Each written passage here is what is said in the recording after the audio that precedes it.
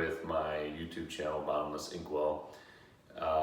I've been trying to convince my children to sit with me to talk about my artwork, and it's been a challenge. They're 7 and 10 years old, and they have other things they want to do, but hopefully I'll have that soon.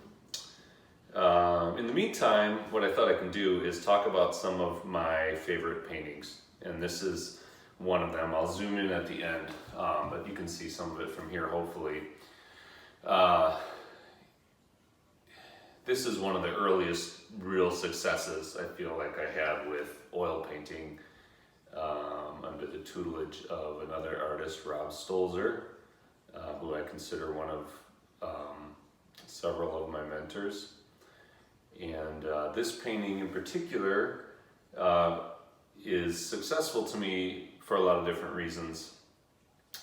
I was exploring translucence with this at that time, so trying to make my paintings less flat and have more depth. And then I was also exploring having more passion involved in my art making in general, because I found that I was enjoying painting, but there really wasn't much behind it. So this painting is called Pathos Avatar, which at this point I'd like to say I titled this painting before the movie Avatar became popular, a few years before, probably 8 or 9 years before. It was displayed at the Penny Branch Library. Am I remembering that right? It was displayed in a library in Chicago. I believe it was the Penny Branch near Lincoln and Western. And I've had it displayed a few other places. And what I did was, I thought about the things that I care about. You know, there's not a lot of mystery with some of these things that artists do. Some of it's pretty direct. And so what I care about is what I try to depict, and do it in a compelling way, of course. And so I borrowed images from digging through all sorts of old magazines, and what I was looking for was a way to convey, what's the best word for it? I guess mixed emotion, or the duplicity of feelings that we as humans have, and the mixture of struggle and pain and suffering, mixed with a layer of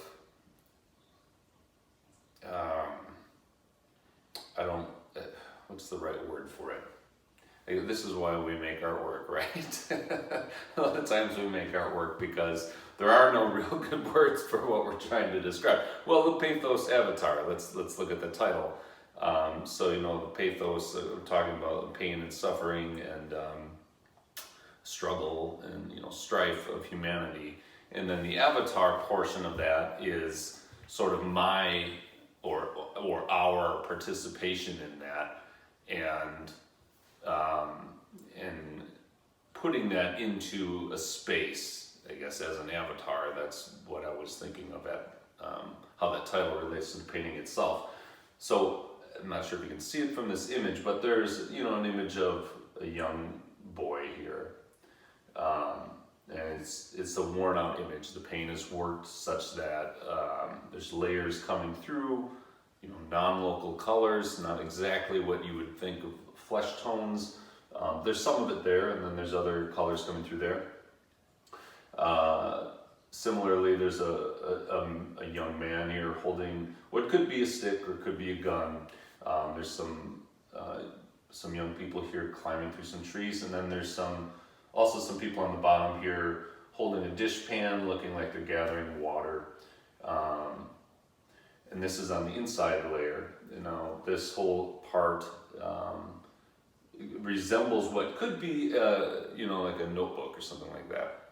But it isn't necessarily. So that wasn't done by accident. That was done because sometimes implying things is more powerful than, you know, outright saying what they are. And so that whole thing is sort of an implication of this is, you know, what may or may not be part of some sort of documentation or study or notebook, or maybe something else.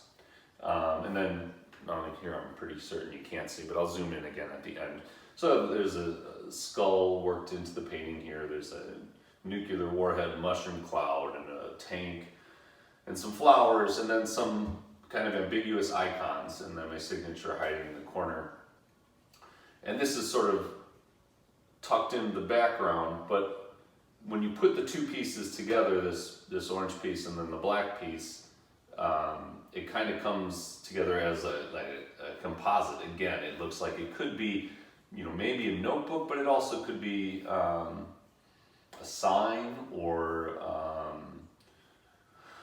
you know, some other thing.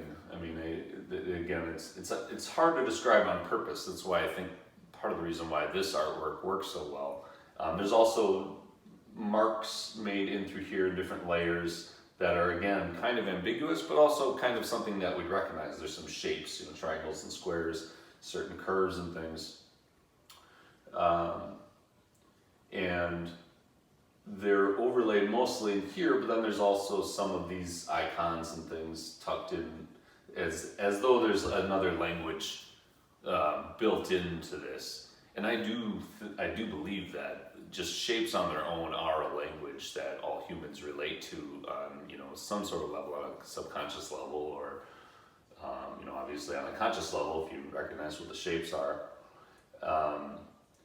And so combining all those elements, I think that's why this painting works so well, because it is pulling at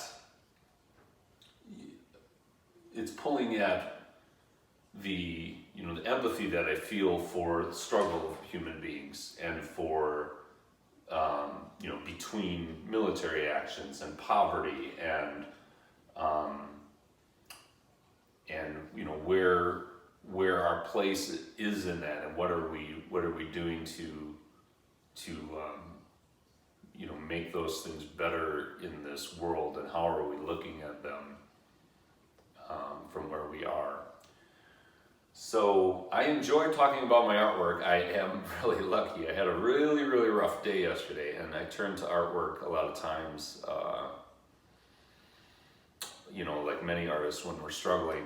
And so I'm glad that I had this opportunity to talk to you, whoever you might be. Thank you for subscribing to my channel, by the way, if you have, so that I could, you know, voice a little bit about what my artwork's about. A lot of times we see art and we think, what was that artist thinking, or what is that about, you know? And I think if the artwork is really good, that's why it works, you know. And a lot of times we, as viewers, almost demand meaning. You know, we want to know what exactly is going on here. And a lot of artists, some artists just don't want to tell you, or some artists will paint in such a direct way or make artwork so directly that you'll just know. But it's that fine in between, when we don't exactly know, that I think it's very valuable, because as an artist, you're tapping into the viewer's you know, ability to question what reality is and what's really going on. And so therein, I think, is the value with the painting Pathos Avatar. So yeah, I think that's all I've got to say as far as I know. Is there anything else about this painting? I have a couple other ones, but it's interesting because one last thing is I've gone and when you make a piece of artwork that you're really confident with and that you enjoy and that's worked well, there's this kind of thing you see with musicians a lot too. You know, they'll make something, it'll turn out great, and they'll go, okay, now I'm just going to pump this out like a factory, make a bunch more, but it doesn't quite work that way. Whatever I was tapped into here, you know, whether you want to say that it was a spiritual thing or if it was just being in a creative place at the time, it's hard to recreate. You know, time moves on, you change, the world changes, and And so I've made artwork, kind of trying to tap into whatever that feeling was, and had some success, but not the same at all as what this one was. So when I talk about other paintings, I'll talk about, talk about that aspect of it too, that you can't always necessarily carry things on. You can, but a lot of times it looks hackneyed or contrived and, essentially like trying too hard. So that's, I think, another thing that works in this painting is that I was trying, I was working on it very, putting a lot of effort into it, but it succeeds because I was also really enjoying it, enjoying making it, and feeling like I was conveying the passion and the conviction that I wanted to convey through this image. So apparently I did have more to say about this. And that's the last thing I promise I'll say, is that's another good thing about a great piece of artwork, is that you can talk about it for a long time. You can look at it more than once in a passing glance, and it'll make you think more. There'll be some other aspect of it you didn't really consider, as opposed to, let's say like a still life of fruits or something, that kind of is what it is. It's sort of a documentation that photographs do so well, nowadays, especially. But I think that's what makes a great piece of artwork, is that it has a lot to say, and it has a continuing story, that was relevant when it was made, and to me this is still very relevant artwork now. So, well, again, this is Ben Zoltak with Bottomless Inkwell, and thanks again for those of you that subscribe to my channel, and hopefully I'll be back with one of my children talking about one of these in the next day or two, because they have some very interesting insight into our work as well. So thanks a lot. Ciao.